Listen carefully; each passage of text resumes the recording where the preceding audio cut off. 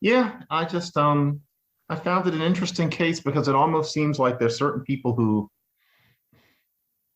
who excuse us from having to do our best. And I'm thinking of a story that Heather McDonald has in City Journal right now about Juilliard, where half of the I students haven't are, had a chance to see it yet, but tell us about it, oh, please. it's a humdinger. Half of the Well, students that It's Heather McDonald. That's all half she of does the is humdingers. right. But in this case, it's pretty black and white, so to speak. Half of the Okay. students there are BIPOC.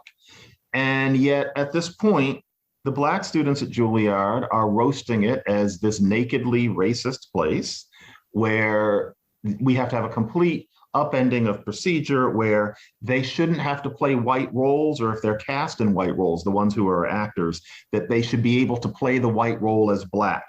They should not have to learn how to play race neutral people. They shouldn't have to learn how to speak race neutrally because that's racist.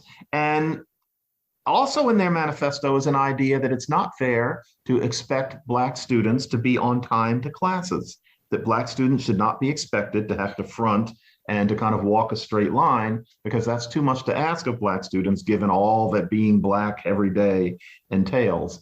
And, needless to say, it's This just is like I hard to could see it. believe. I'm sorry. I'm going to have Read to. it, read Yeah. it and weep. And yet the faculty are just rolling over backwards.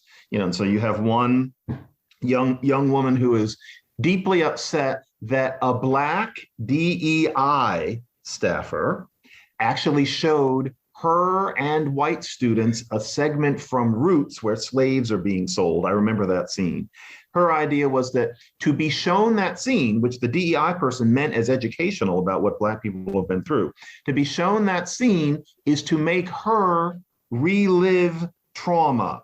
And this injured her, and the DEI coordinator, a black man, shouldn't have done this because it makes her relive, because we black people, we are our ancestors. We are 400 years old. And so we are reliving, what it was like to be sold.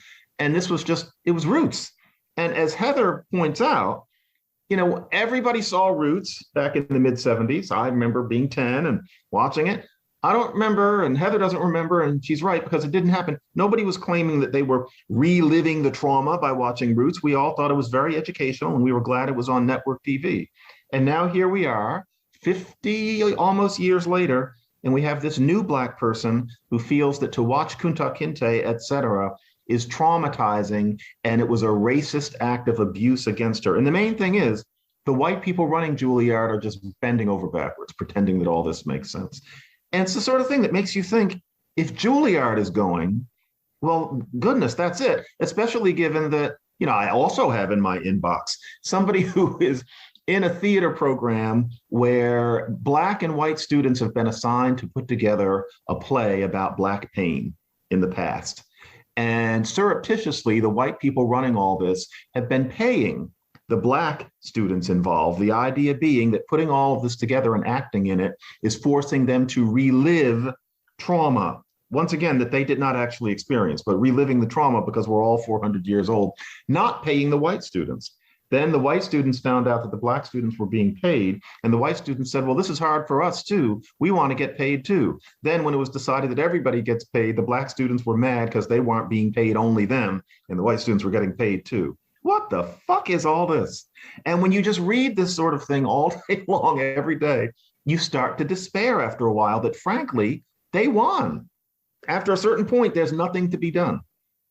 Yeah, I hear you. But this thing about trauma from being reminded of a transaction in which slaves, that was a human catastrophe. It didn't happen to someone living in the year 2021. It didn't happen to their father or to their great grandfather. It was something that happened. Their connection is so attenuated to that event. This is all up here. It's all up here. I've been to Auschwitz. I've been to Birkenau, on a tourist thing, walking through the defunct gas chambers and crematoria and seeing the shoes and eyeglasses and the hundreds of thousands piled up and whatever. I was traumatized by that. It's not something I'd take my kids to if my kid was 12 years old. that's human suffering on a very large scale. I'm not comparing the sufferings. I'm saying that I don't have to be Jewish to feel the weight of the trauma. So there's something very racist about this. It's all based on this. And now I'm attached to these people from 200 years ago in a way that I can't share with my white or Latino or Asian colleague across the aisle. It's my suffering.